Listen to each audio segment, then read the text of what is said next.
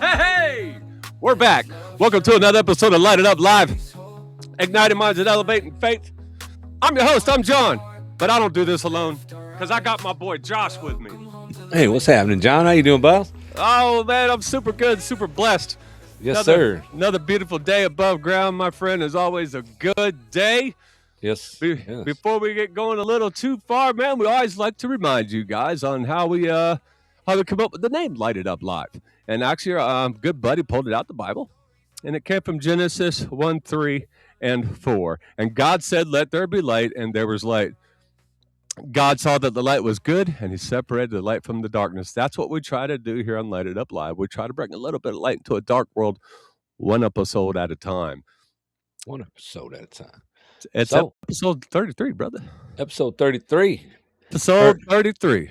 All right. So got us a guest and everything. Man, boy, do we. That's what I heard. Do we have a guest today, man? Coming on today. He's going to be on in a little bit, you guys. So you guys stick around. Is Mr. Brian Paul. Brian Paul, boy, it's gonna be fire, man. He is the founder and president of Veterans for Life.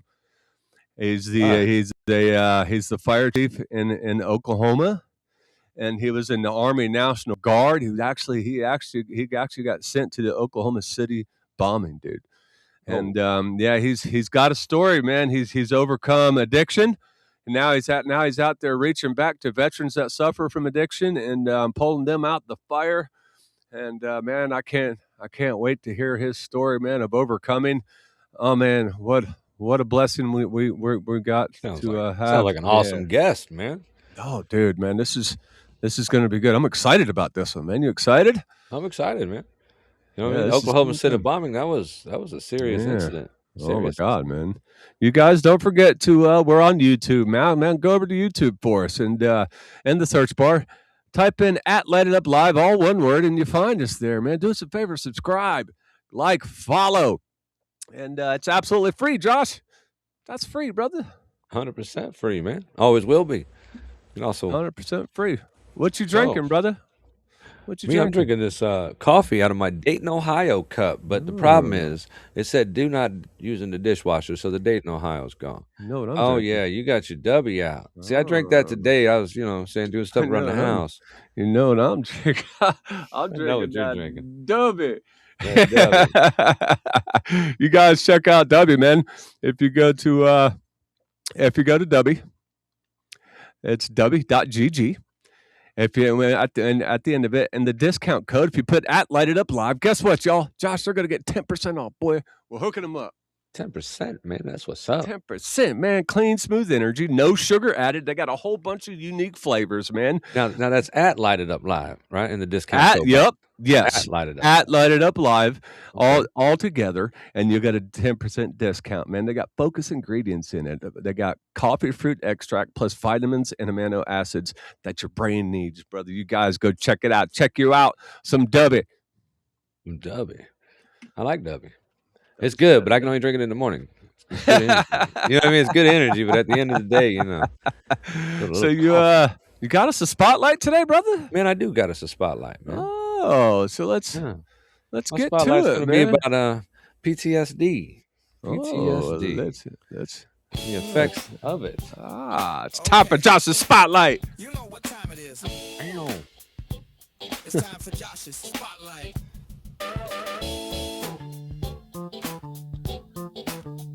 Man, I know. We love the Josh's Spotlight song. We do. Yes, we do. We're going to have to, I'm saying maybe do a 2026 version, a remake, revamp, What you got for Josh's Spotlight today, brother? PTSD, post-traumatic stress disorder. This is a big thing in our country, man. We lose a lot of people to this. And, we got a guest on that, kind of can relate with this. And, the reasons for PTSD, is war, loss, horrific events, and abuse. Just general abuse. Like a lot of people think that PTSD is just from, going to war or something. And I know a lot of people use it loosely today. Like they'll be in a protest or something and they'll see, smoke go off and all of a sudden they got PTSD. I don't know if it works that way, but abuse, it definitely does. There's a lot of people, a lot of young people grew up they were abused their whole life, and it could go two ways. You know what I mean? They could either dwell on it, be depressed about it, or they could be a better person. They could find God, and try to reach people that's been through that. I've been through a lot of abuse as a young person. My mom had to work 2 jobs, so you know what I'm saying. I kind of watched myself, and then childhood was rough. But there's no leaning on that, because if you change anything about your past, you're not going to be who you are today anyway. So I don't have no regrets and no tears here. You know what I'm saying?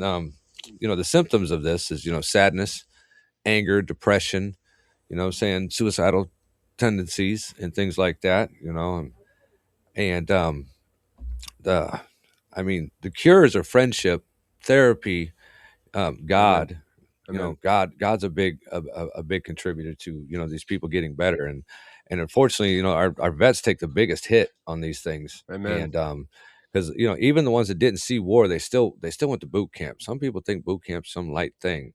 You're not used to getting hollered at like this, man. You know what I mean? This is Yeah. this is a whole different ball game, because these drill sergeants, they're trying to make you somebody hard, and sometimes it don't. 40% of what I'm saying, of suicides in this country are vets. And like Wow. yeah, 40%. yeah, we lose 17 a day on a national Wow. average. You know what I'm saying? It's 51 out of every 100,000, you know what I'm saying, we lose. And since 2001, over 40,000 of them have died due to that, you know what I'm saying, them taking Wow. themselves. And they a lot of them have access to firearms.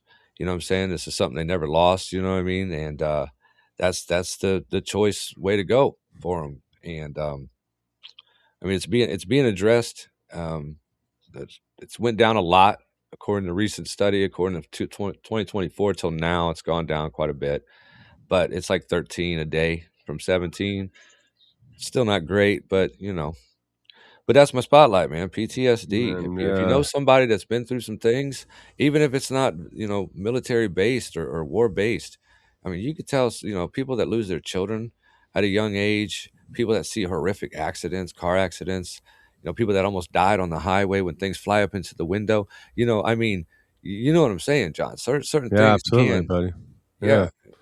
And so if you know anybody like that, hit them up, talk to them. Yeah, a simple phone call sometimes, just say, "Hey, are you okay?" Yeah, That could go a long absolutely. ways. It That really can, man. absolutely. So, but that's my spotlight, man. Just quick Amen, little, brother. Great, great yeah. spotlight, man. Wonderful spotlight. There's help out there for people like that. And our next guest, he he's actually someone to help for these people, brother, because he's the founder and president of Veterans for Life. He is a fire chief in Oklahoma, and he was actually in the Army National Guard, Josh. And he was involved in the Oklahoma City bombing. He was sent there to help, and recovering addict. And let's give it up, dude. Let's give a big warm welcome for Mr. Brian Paul. Hey guys, thanks for having me. Yes, Hey, sir. Brian, how we Welcome to the doing, show. bud? Going well. It actually feels like wintertime finally here in Oklahoma for at least a few Oh, days. we was in the 80s here today, bro. We're down in Florida. Oh, Yeah, Well, man, I good, want to tell good. you first, dude, thank you for your service, Brian, and thank you for agreeing to come on with us, man. This is a passion of ours, as talking to people that suffer from mental health in any form of way. And man, you've got quite a story, man. I'm gonna let you tell it, but man, just some cliff notes, guys. Like I said, he was in the National Guard. He's made it through. You know me, guys. I don't say recovering. He is a recovered alcoholic, and he's a fire chief. He's got a success story, but there's a mess in the success. He's got a story, man. And thank you so much for coming on with us, man. Thank you for your service, and thank you for your outreach that you're doing, man. Thank you so much. Absolutely. It's a blessing, you know. Yeah. It's a and reaching out like you were just saying, reaching out and helping, pull the next one up too. It's that provides a great deal of purpose, and that purpose has been a main, definitely one of the main factors in keep myself sober. Yeah, absolutely. And that's what I've noticed too through outreach. It actually helps yourself.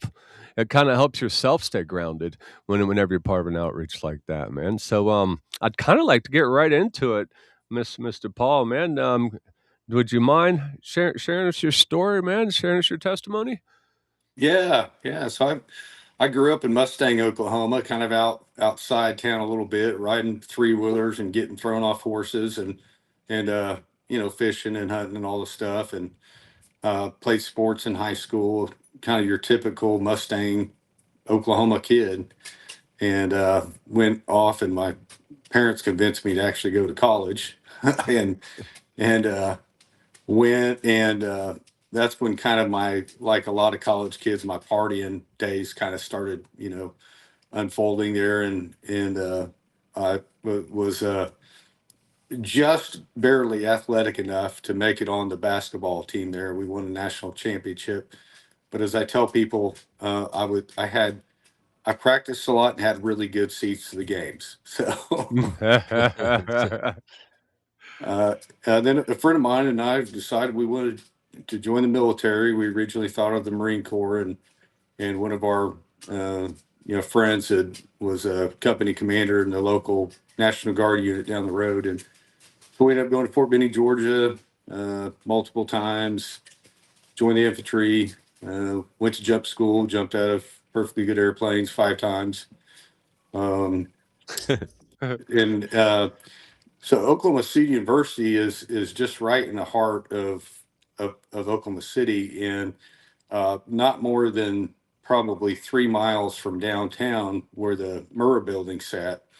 And our armory at the time was kind of that way, but again, 3.5 miles away.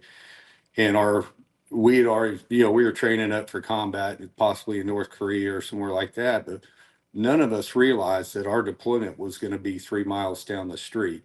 Mm. And as a 20-year-old, basically kid right out of boot camp, it was it was it was something that has stuck with me kind of unknowingly for really the rest of my life. And because when you're in the moment and you're there, you don't realize what that, the type of effect that's doing on your brain, especially as a young man. So I went on, moved up to Kansas City, took a job kind of briefly there in the private sector with a trucking company, and then we got bought out, and it was just time to make a decision on what I wanted to do with my life, and I decided I want to be a firefighter, and then learn to become a firefighter. You also had to, well, first get your EMT license, and I volunteered for a couple of years, and then I was just very blessed to get on full time there just outside Kansas City, and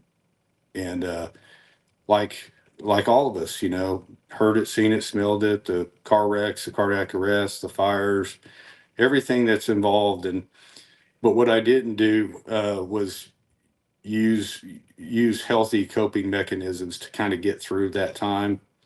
And went back and self medicated with alcohol, which I just kind of knew since college. And my social drinking turned into a full blown addiction where uh, I was coming in, I was taking drinks actually right before my shift started out in the parking lot just to keep my shakes down and be able to somewhat function. And then from there, ended up having to walk away from that job that I, committed, I think at that point, 5 or 6 years of my life towards, and lost my house, my marriage, 2 suicide attempts. Was homeless there for a period, off and on for about 2 years, and then just by my mother really not giving up on me and having just a sliver of hope that there was a reason for this, and that there was purpose ahead, some kind of purpose. I had no idea what that was, but it was just like God just tugging on my sleeve saying, hey, this is not the end for you. You've got a purpose, you've got a reason to be here. And so I finally was able to get into 90 days of treatment at a place called English Mountain Recovery, um, up in the Smoky Mountains of Tennessee, and was diagnosed with post traumatic stress, which was important because now we know the reason why all the drinking. At the time, I Right. didn't know even what that meant. And but now we had a reason why all the anxiety and depression and all the things that were driving me to drink so much, and just focused real heavy on it. There, towards the end of that, I kind of had a calling that I would help someone else. I didn't know what that looked like, but I've always been a helper, and I just wanted to continue to help people. And fast forward to now, 9 years later, running the organization, and 10 years later, sober. Amen. Yeah, 10 years. Awesome. Congratulations. I believe we've got somewhere over 80 other veterans and first responders in the treatment without a single suicide right here in Oklahoma. Wow. It's amazing. Unbelievable. That's incredible. Wow, what a story, man. What you guys don't know is he kind of briefly just skipped over it. He said when he said 3 miles from home, Josh, what he's talking about was the Oklahoma City bombing, dude. He was deployed there, and that's what he meant by being 3 miles from home was the Oklahoma City bombing, and that's what you're talking about, Brian, right? When you say now that you know where the kind of trauma began was there, huh? What looking back now, do you think that was like where all the trauma kind of began for you? Was that Oklahoma City bombing? After sitting down with my therapist there at English Mountain, she thinks that's probably so. That was just never dealt with. That, a lot of us, just tend to kind of bury, or, just for me, it was just trying to forget about the whole thing. Just trying to move past it. But that was likely so. And then the accumulation of traumatic calls as a firefighter and that type of thing. The loss of kids, bad outcomes with kids affects a lot of us. Yeah. It was just never properly dealt with it or even talked about it. Yeah. I don't even know if you ever can really deal with it in some cases. It's just some things you'd have to swallow. Yeah. Yeah. I couldn't do it. I mean, I could definitely try to save somebody, but I don't think choosing that as my profession, knowing that one of these times I'm going to go into a house and there's going to be a child in there that's not going to, I don't know. It definitely mentally changed me 100%, Yeah. Well, I've since learned, and of course I sometimes have to learn the hard way with everything, but I've since learned that it's very ego driven to believe that our plan is better than God's. Amen. Oh yeah. And that these things weren't my fault. That's right. It's God's plan, and we control what we can control and do the best we can, and that's all we can do. Amen, brother. Absolutely. Josh, you got any questions for Mr. Paul? I do, man. Did you guys when April 19th happened and the Oklahoma City bombing happened and you got the call and he was on the way and he was discussing it with your company on the way there, did the plan that you had before you saw actually what happened, change drastically once you actually got boots on the ground there at ground zero? Well, it changed multiple times for all of us, because at that time nobody really knew what was going on. We just knew that half that building was gone. But then there were different callers that would call in 911 and say, "Hey, there's a bomb over here, 50 Penn Square place," and then there's different bomb threats and stuff. So no one really knew what was going on. So we initially went to the site, and then we were moved over, kind of across town, and then back to the site, and then we set up a security perimeter around the site, because there were a bunch of buildings damaged, a whole 2 or so square miles, and my squad eventually made it back to ground zero, where we set up tents and did some other things for the ATF and FBI and those kind of people. But we were grunts. We did a lot of the grunt work. Yeah, a lot of the hard work. Yeah. Man, now Mr. Paul, There's a lot of first responders that suffer in silence because of like you was talking about, like the seeing the kids and stuff like that you was talking about. Why do you think that is, man? And what do you think we need to do to get some of these first responders to reach out? A lot of it, at least with the fire and EMS community, is the culture where we're, from day one, we're conditioned to believe that we're the helpers, and we are. We go and help people, but it's, like the saying goes, it's okay to not be okay. Amen. And there, unfortunately, in the fire service, that culture entails if you open up to your chain of command, then it's just unfortunate that you could be blackballed from your crew. You could not get your promotion that you've worked hard Hmm. for. Wow. All kinds of those different types of things at the station.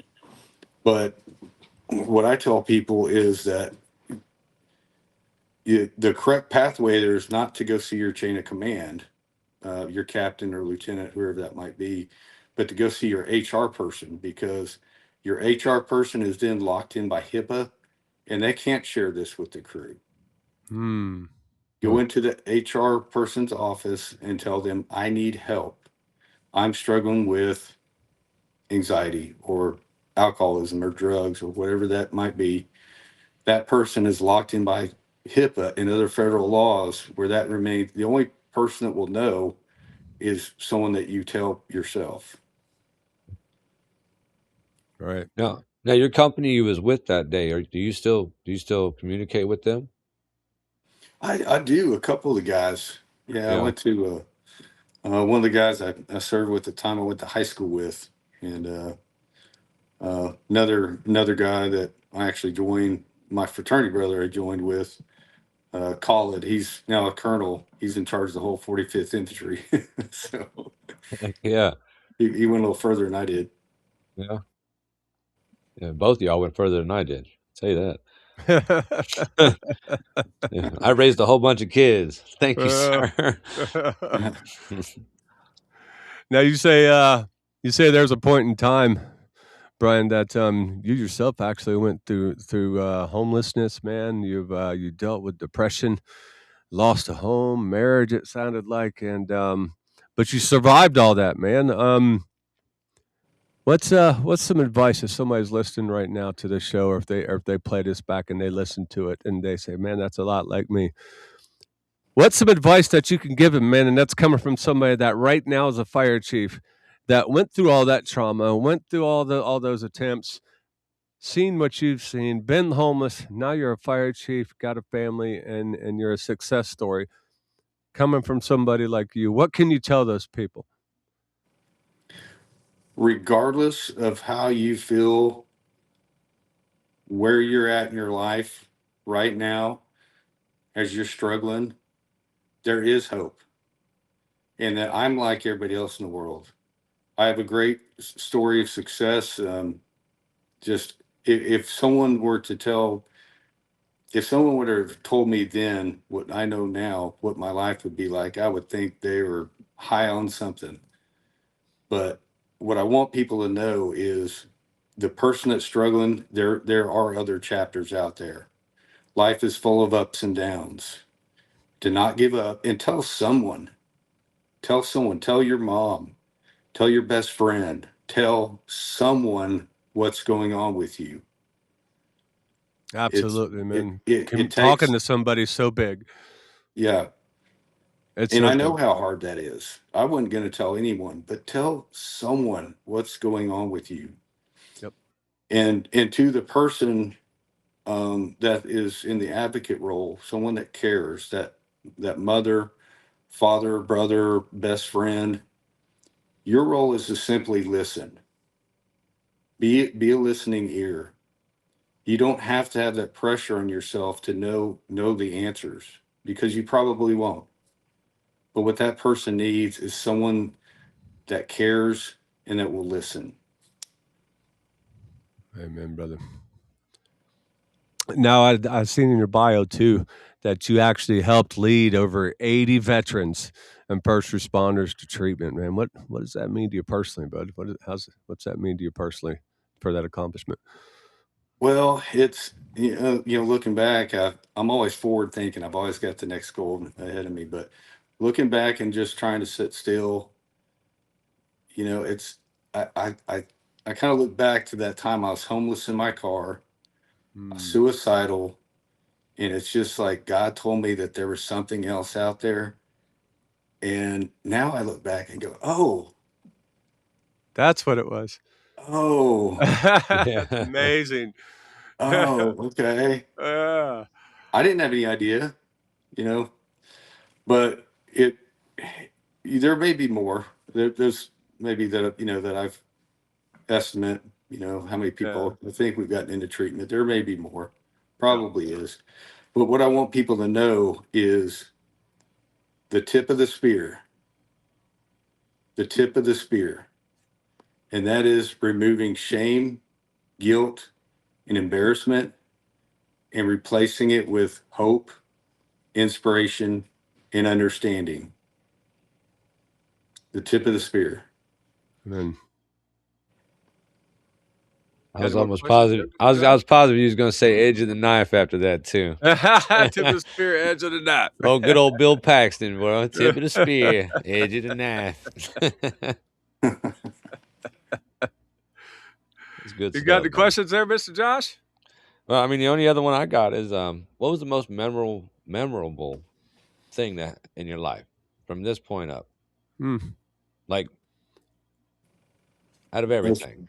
I mean, I know that's hard to pinpoint someone who's done so much, you know. Probably But the most memorable I'll just say it, probably the most memorable part of my recovery was playing semi-professional football when I was 44 years old. Oh wow, oh 44 you did right. that. Come on, Yeah, man. I'm 52 Yeah. years old now, and about 7, 8 years ago or something. And I had a friend that played football for the Oklahoma City Jaguars, and he approached me and said, "Brian, I know you played in high school and all this stuff." He's like, "Why don't you come out and just try out?" I said, Uh, "Man, you realize I'm 44 years old right now." I was like, "Man, it's not happening." And I thought about it, prayed about it, and I said, "Well, I'll go have fun and try out." So I did, and I remember some of the coaches were, they were walking around with their clipboard, and they're telling people, "Hey, sorry you didn't make it. We'd love to have you again back, next season." And I saw them walking around with the clipboard, and I was like, "Well, maybe if I just walk off the field fast enough, they won't be able to tell me I'll make it." And and so a few days later, the owner, Skyler, owned the Oklahoma City Jaguars, he calls and he says, "Hey Brian, what number do you want for your jersey?" And I was like, oh no. "Just," he's like, "Justin put you up to this. I know what's going on. It's a joke. It's a prank. I know what's going on." He goes, "No, what number do you want for your jersey? You made the team." Wow. And 44 years old out there crushing it. and He's and I crushing it. and I sat there for a minute and I thought, he said, "You're the oldest player we've ever had play for the team. And you're the oldest player that's ever played in our league, ever." Whoa. See, look at you broke records day one. Yeah, right. Yeah, Don't know if was that's a meant to break them. compliment or I mean, So thanks, I think. so I sat there for a minute and I was like, "Well, I think he's serious. I think I actually made the team." And I'm like, now I gotta go play. Like, Now I actually got to do this thing. Right? and so I sat there for a minute and I thought, well, I'll be 44 when the season starts. How about number 44?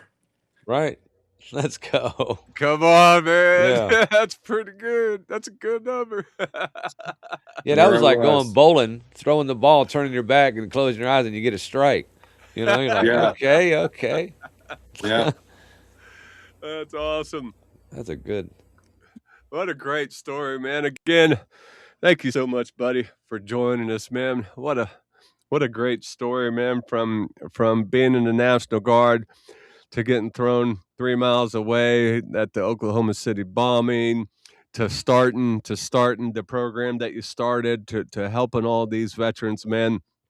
I got a final question for you, and then I'm going to get into my final thoughts, man. When your story's all said and done, Brian, when it's time for you to go to them gates, man, what do you hope people remember the most about Brian Paul?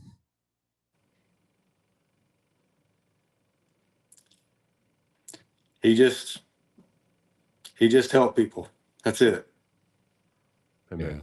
Yeah. That's it's beautiful, brother. And there's and that's all you've done, man. Throughout this whole thing is help people, and then you helped yourself. And through helping yourself, you was able to start this organization, man. And I want you to know that you're helping a whole bunch of people, but in that organization. And what I really love about it, and I'm sure what they love about it, is you didn't start it just because you read some literature. You started that organization because you hurt too, and because you overcame, and you wanted to help people too overcome like you did, man. And I commend you for that. I think that's incredible. And man, Yep. thank you so much for joining us, man. Josh, you got any final Yeah, things you God's want to? definitely got his hand on your shoulder, Yeah, man. You know what I mean? absolutely. You know, so and they say all dogs go to heaven, so yeah, I can't wait to see mine when I get there. I missed a couple of them, you know. But You thank you, got any? sir. Before I get into my final thoughts, Brian, do you got any? Do you got a website or something that they can go to Yep. for the foundation? What's it called again? It's called It's Veterans for Life, right? Veterans for Life USA.org, and that's spelled veterans for that's FOR. Josh is going to be putting that up in the chat, you guys, and also we're going to be posting that on our social media page. That was veteransforlife.org, you said? Veterans for Life USA.org. USA.org. Wonderful, man. Again, thank you so much for joining us, my brother. It was an absolute blessing that we got to talk to you today, man. And I believe all things happen for a reason, man. And I hope that your message goes out, man. And I hope your organization gets the most success that it can. If you ever need anything from us here at Light It Up Live, man, if you ever got to get the word out about anything, you reach out to us, man. We'll help be a bat signal for your organization. If there's anything that we could possibly do, man, you let us know. Absolutely. So this is a segment that I call Mr. Paul. It's called My Final Thoughts, and it's pretty self-explanatory. So this is my final thoughts. Tonight we didn't just hear a story. We witnessed a journey from a small town kid in Mustang to the chaos of April 19th, to the silent battles that followed when the uniform came off, but the memories didn't. Brian Paul's story reminds us of something we don't talk about enough. Sometimes the strongest people are the ones hurting the most behind the scenes. He wore the badge. He served his country. He showed up when others were running away. And yet, like so many veterans and first responders, the weight eventually caught up. Loss, addiction, homelessness, moments where hope felt completely out of reach. But here's what I hope you heard tonight. Rock bottom is not the end of your story, because the same man who once felt invisible is now helping lead dozens of others to healing. The same man who almost didn't make it is now a fire chief, a leader, a voice of hope. That's what redemption looks like. So if you're watching right now or listening and you're tired, if you're fighting battles nobody else sees, if you're wondering whether your story can still turn around, let Brian's journey be proof. Your worst chapter does not get the final say. Healing is possible, help is real, and your comeback might be closer than you think. We'll see you next time. God bless. That's Yes, my sir. final thoughts. God bless you, Mr. Paul. Thank you so much for joining us, my friend. If you ever need anything from Let It Up Live, you reach out, brother. Thank you so much for coming on and sharing your story, and thank you for your service.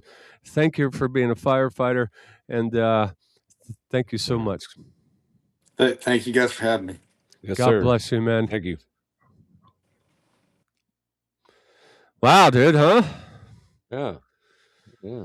Hey, I was looking at his website too. They're sponsored by the American Humane Pups for Patriots. Pups They're for battle Patriots. buddies. Yeah, Come bro. I on, like that. man. I like veterans getting dogs, man. Dog will make you feel better. I don't care who you Absolutely. are. Yeah. Amen.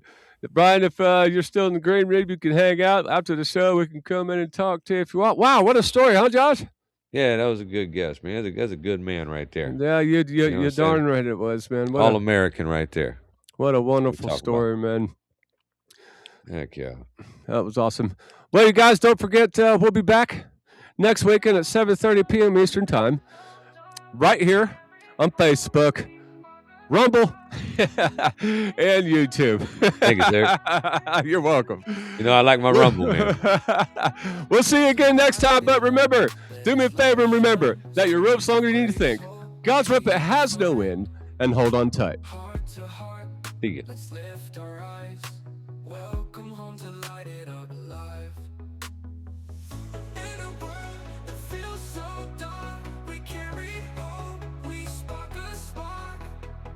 Faith and love, we come alive. Together here on Light It Up Live. So light it up, let His love shine. Stories of grace, hope redefined. Heart to heart, let's lift our eyes.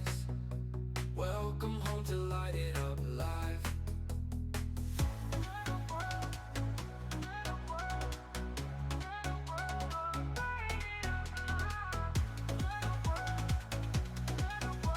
Welcome home to Light It Up Live. In a world that feels so dark, we carry hope, we spark a spark. Faith and love, we come alive. Together here on Light It Up Live. So light it up, let His love shine. Stories of grace, hope redefined. Heart to heart, let's lift our eyes. Welcome home to Light It Up Live.